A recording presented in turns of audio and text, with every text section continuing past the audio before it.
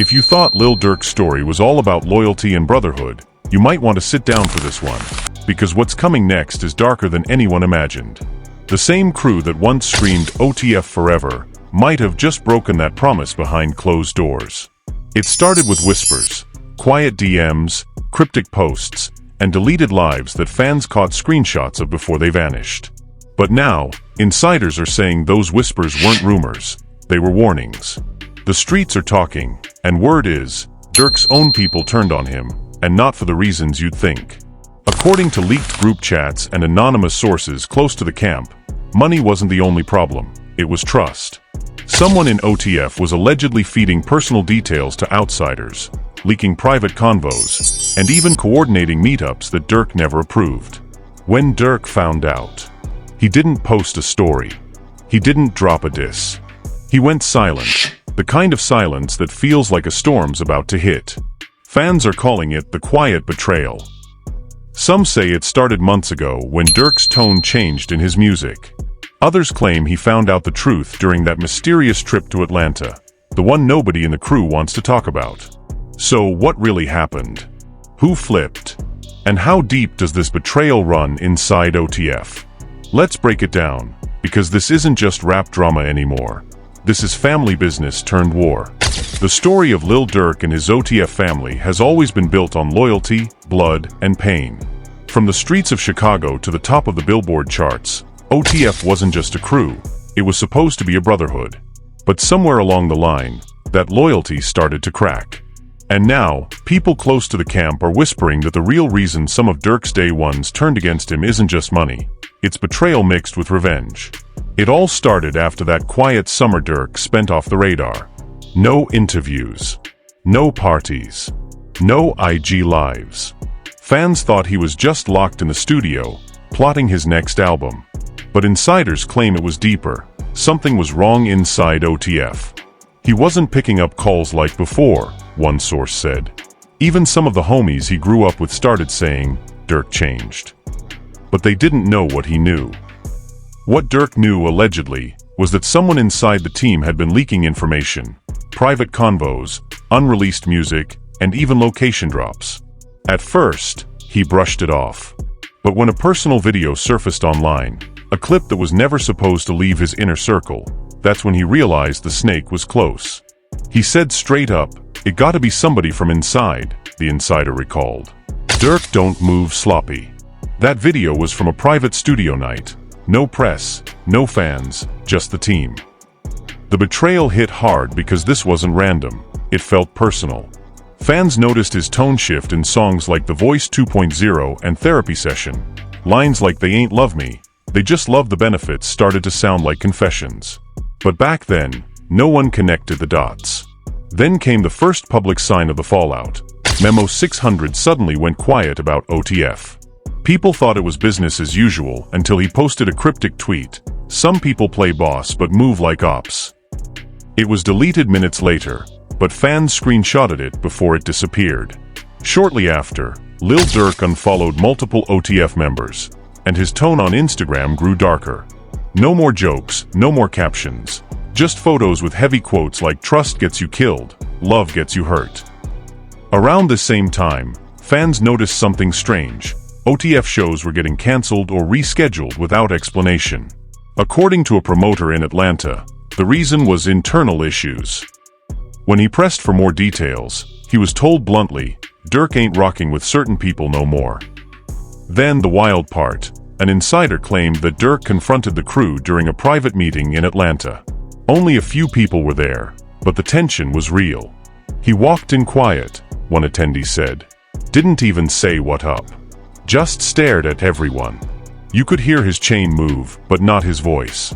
Then he said, "One of y'all moving like you don't love me." Everybody froze. According to sources, Durk had receipts, screenshots, messages, even a recording. He didn't name the person, but everyone in the room could feel who the finger was pointing at. It wasn't even about the money, another insider said. It was about respect. He said, "I fed you, I brought you out the mud, and you think I wouldn't find out?" Word of that meeting spread fast, and that's when the fractures inside OTF became impossible to hide. Buka600, who'd always been one of Durk's loudest supporters, suddenly went silent online. Meanwhile, a few other members started posting subliminals, lines like "can't call everybody gang." By this point, fans were confused. What's going on with OTF? Became a trending question.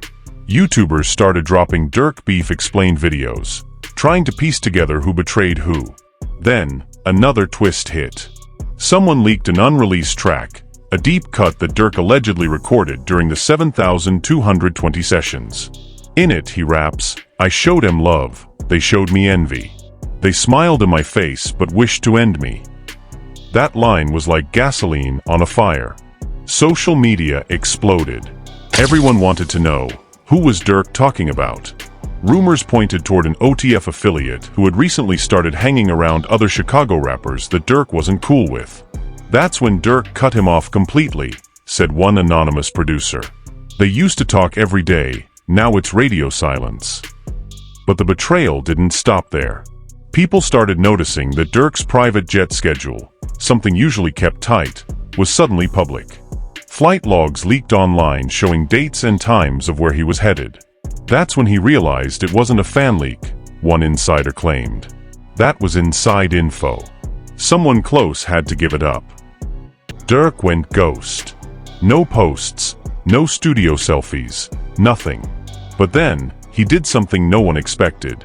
He started moving different. His circle shrank overnight. He stopped recording in Chicago completely, relocated sessions to Miami, and even hired new security that reportedly didn't know any OTF members personally. "Durk don't trust nobody right now," the source said. "He's watching people like he never has before. You can't even get near his sessions without getting checked twice." Then came the most chilling rumor of all, that one OTF member had secretly been recording conversations with Durk, allegedly for leverage, or worse, for a rival label. "There's audio floating around," one fan claimed in a viral post. Durk knew something was off when private convos started leaking word for word. And just when people thought it couldn't get messier, Durk posted a photo that broke the internet. No caption, just a black and white image of him standing alone, surrounded by empty chairs. Fans instantly knew what it meant. Everyone's gone. That same week, OTF's official page quietly archived multiple group photos and collab announcements. It was like the brand was cleansing itself. Then, DJ Academics dropped a bomb on his stream. "There's serious tension inside OTF right now. Trust me, it's not just music stuff. This is personal." The internet ran wild with theories. Some blamed money. Some said jealousy. But a few insiders insisted it was about something deeper, loyalty broken from within. In one alleged exchange, Durk told a close associate, "I ain't beefing with my own blood, but I ain't breaking bread with no snakes either." Those words hit hard, especially for fans who grew up seeing OTF as unbreakable. For years, they'd watched Durk lose friends to violence, jail, and the streets. But betrayal from inside his own empire? That hit different. He built a family out of people who had nothing, one fan wrote on X. And they flipped on him when he gave them everything. By now, even other rappers started weighing in. One Atlanta artist commented under a blog post, "You can't save everyone. Sometimes love blinds you." The tension built quietly until one night, a mysterious IG Live appeared on a burner account. A voice sounding exactly like Durk's could be heard saying, "If I go out, just know I knew who it was." The live disappeared in less than 2 minutes, but it was too late. Fans had screen recorded it. That clip became the centerpiece of a viral theory that the betrayal wasn't just emotional, it was dangerous. By the time the dust from that mysterious IG Live settled, Chicago and Atlanta were buzzing. OTF wasn't just a label story anymore, it had become a full-blown street soap opera. The question hanging in the air, who betrayed Lil Durk, and why? Everyone had a theory, but one thing was certain, Durk was moving like a man who knew too much. After that eerie live, he stopped posting altogether. People close to him said he wasn't sleeping, wasn't smiling, and wasn't answering calls unless they came from his new manager or his lawyer. "He's cut off half his circle," one source said. "If your name even got mentioned in a rumor, you're out." Then came the biggest sign something serious was brewing. Durk canceled a scheduled feature with an artist he'd been close to for years. The paperwork was done, the beat was ready, the labels were locked in, and then overnight it was gone. The reason? Bad energy. That phrase, bad energy, became a code word across social media. Blogs started using it in headlines. Lil Durk cuts off OTF member over bad energy. Fans began guessing names. Some said Duty Low, others whispered Buka 600, and a few mentioned Memo again. Every day a new name, a new leak, a new supposed voice memo of someone saying, "I told him not to trust that dude." But the truth, insiders say, was more complicated. It wasn't one person, it was several people playing both sides. According to a source who claimed to have been around OTF's camp in late summer, Durk found out that a few members had been talking to someone from an opposing label. Not for music, for intel. Apparently, that rival camp wanted to know Durk's plans for OTF's next project, his tour schedule, and even his legal situation. It wasn't even street beef, the insider said. It was business espionage, but in rap form. They were feeding people info for money and connections. Durk's trust snapped. He told one of his boys, if they'll sell out for a chain, they'll sell out for anything. That's when he started cleaning house. The first visible cut was on social media. Durk deleted a post promoting OTF's upcoming compilation album. The album never came out. Next, an unverified clip surfaced showing a heated studio argument. You couldn't see faces, but you could hear a voice yelling, "You were supposed to be my brother, not my accountant," followed by a door slamming. Fans immediately connected that audio to Durk. Whether real or fake, it sounded like the man was done being quiet. That same week, Durk flew out to Los Angeles. Some said it was to shoot videos. Others whispered he was meeting legal counsel to handle internal disputes. Apparently, OTF's money trail had gotten messy. One of Durk's former associates later told a podcaster, "Bro found out people was moving his money around, using his name to book shows and take deposits. When he realized the math wasn't mattering, he went full detective." If that's true, it wasn't just betrayal, it was robbery by trust. Meanwhile, fans noticed Durk had started hanging out with entirely new people, Atlanta producers, Miami entrepreneurs, even some old heads from the industry who didn't move in street circles. He switched his circle overnight, one blogger said. OTF turned into OTF 2.0, new faces, new loyalty. But his silence was making people nervous. Durk too quiet, fans tweeted. Whenever he goes ghost, somebody getting exposed next. And right on cue, the exposure came, in the form of a leaked phone call. The audio, allegedly between Durk and another OTF member, started circulating on Telegram and YouTube within hours. You could hear Durk's voice clearly saying, "If you my brother, why my name in they mouth?" Followed by the other voice stuttering something about misunderstanding. Then Durk cut him off.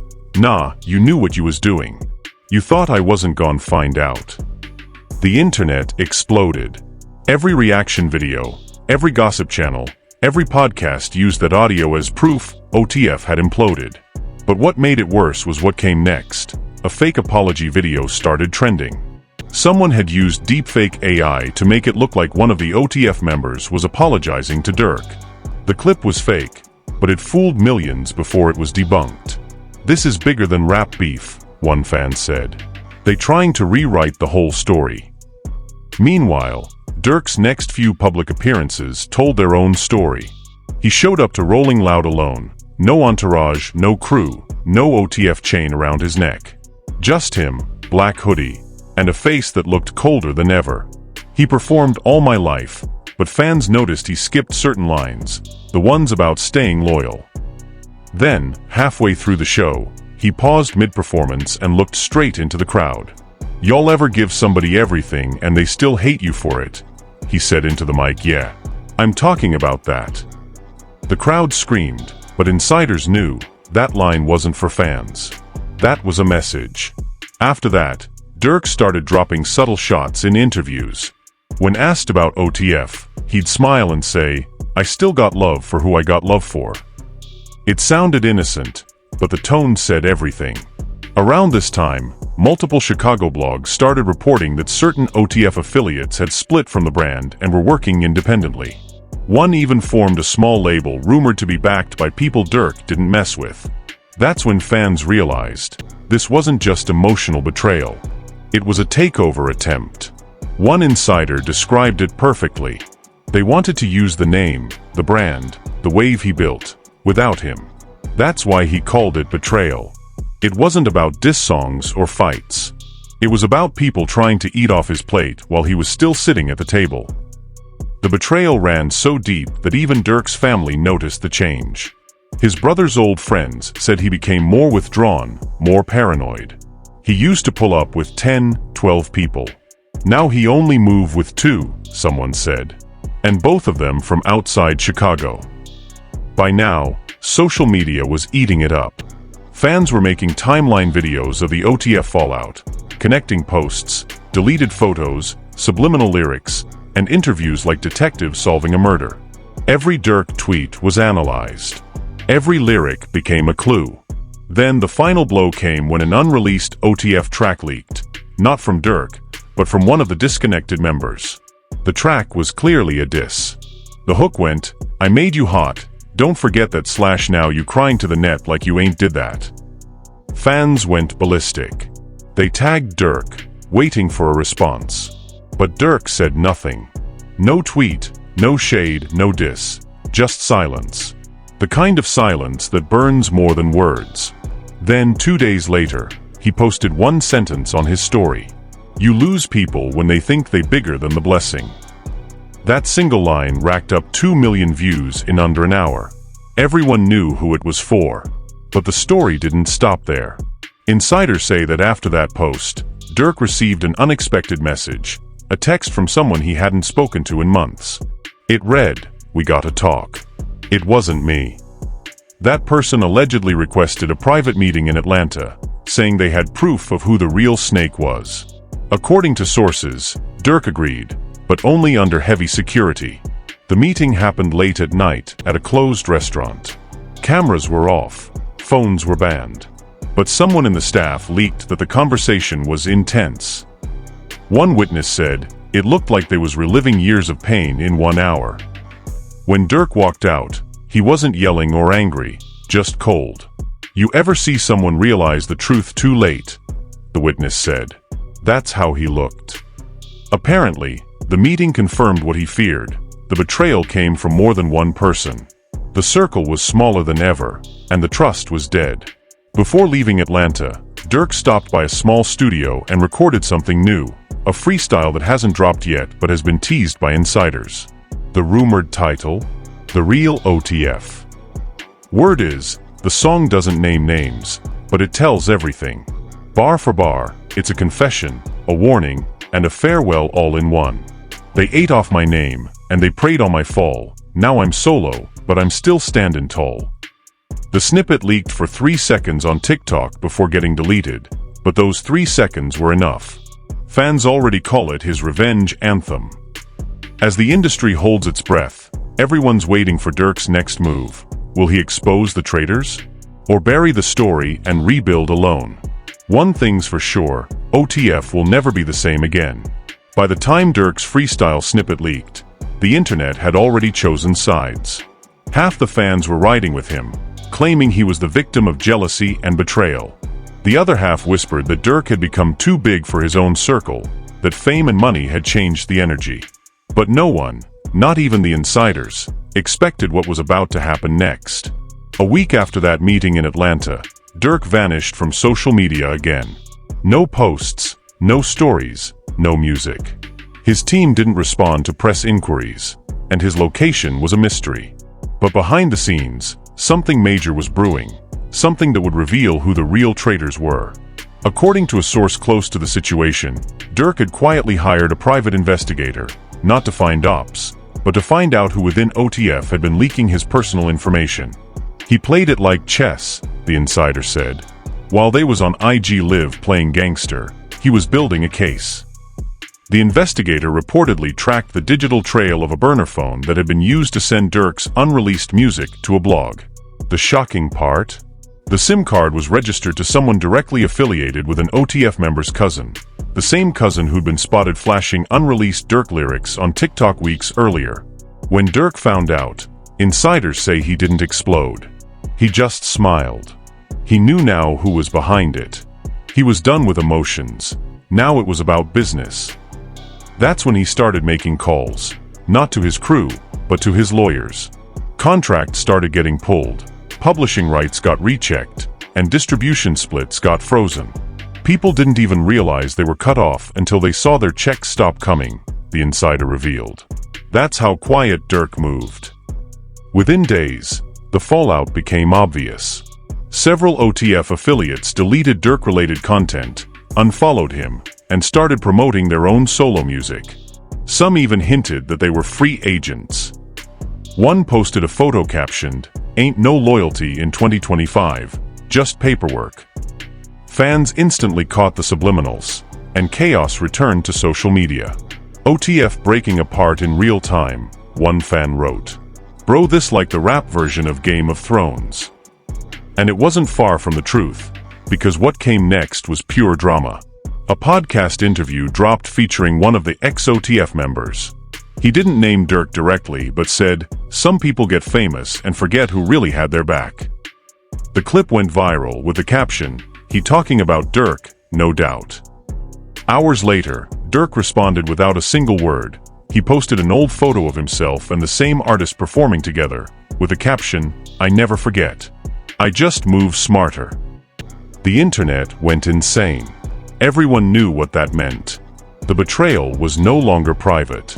It was war, subtle, public, and silent all at once. But behind all the smoke, something bigger was happening. Durk had begun quietly rebuilding OTF from the ground up, not with the same faces, but with new energy. He started signing new artists, young, hungry, loyal. The first one, a teenage rapper from Chicago, told interviewers, Durk said the only rule is loyalty. No fake love, no industry politics. The move sent a message. The old OTF was gone. Meanwhile, Durk's camp began teasing a new documentary titled The Voice, Rebuilt. The trailer featured unseen clips of Durk in the studio, long monologues about loyalty, and a haunting line, "They ain't take me out, they just made me stronger." Blogs went wild again. Durk about to tell it all, one headline read. But insiders said otherwise. He ain't naming nobody, they said. He gonna let the story tell itself. Still, the streets wanted answers. And then, unexpectedly, one of the supposed traitors went live and claimed Durk had misunderstood everything. It wasn't betrayal, he said. It was miscommunication. I was trying to make my own name, not steal his. But by then, it was too late. The damage was done. The trust was broken. And Durk had already moved on. People close to him say he found peace in cutting ties. He's been through too much to beg people to stay, one friend said. After Vaughn, after D-Tang, after all that loss, betrayal hit different. He realized peace is better than loyalty that ain't real. Then, without warning, Durk dropped a new single titled No Love Lost. The cover art showed a crown made of broken chains. The opening line, "Everybody eatin' till they start countin' your plate." Fans lost it. They called it his revenge record, saying every lyric dripped with truth. The second verse even hinted at the betrayal. Fed some brothers, they switched for fame, screamed OTF, but moved like lames. Now I'm solo, built my name, loyalty dead, but I'm still the same. The song hit 1 million views in under an hour. Every blog, every page, every YouTube commentator called it a statement piece. Durk had finally spoken, but through the mic. Still, not everyone was cheering. Some of his old crew took it as a direct shot and began posting videos calling him Hollywood and fake. One even said, he forgot who kept him solid when the world turned. Durk didn't reply. He didn't need to. Because that same week, he posted a new chain, a massive diamond pendant that read The Real OTF. Under it, his caption said everything, built from betrayal, powered by peace. That post marked the official rebirth of Durk's legacy. He wasn't just the voice anymore. He was the survivor of his own empire's collapse. The fans felt it, the streets respected it, and the industry took note. And yet, behind the glow of new success, one question still haunted everyone. Who was the first person to turn? Some say Durk still knows, but chose never to expose them. Others believe he already did, just not in the way people think. Maybe every lyric, every silence, every subtle bar was his way of telling the world, I know who you are. As of today, Durk's circle remains small, tight, and loyal. The ones still around don't talk much, but when they do, they echo one thing: Durk don't forget nothing. He just forgives and upgrades.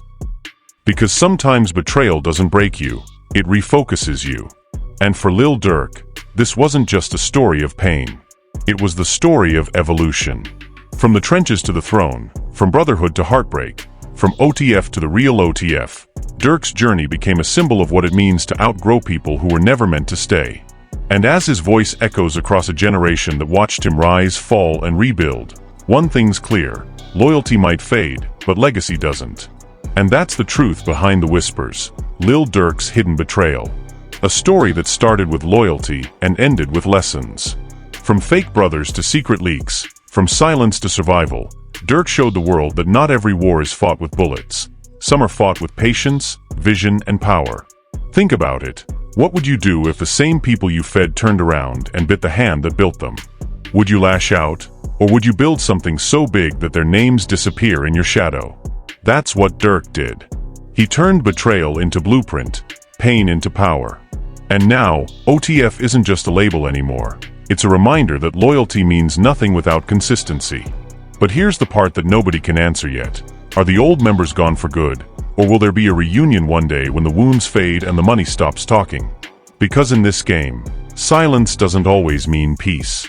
Sometimes, it means the next chapter's already being written. Speech balloon comment below. Who do you think betrayed Durk first? Mobile phone with arrow, hit that like button if you believe real loyalty never dies. It just gets quieter. Bell, and don't forget to subscribe, because this story, it's still unfolding.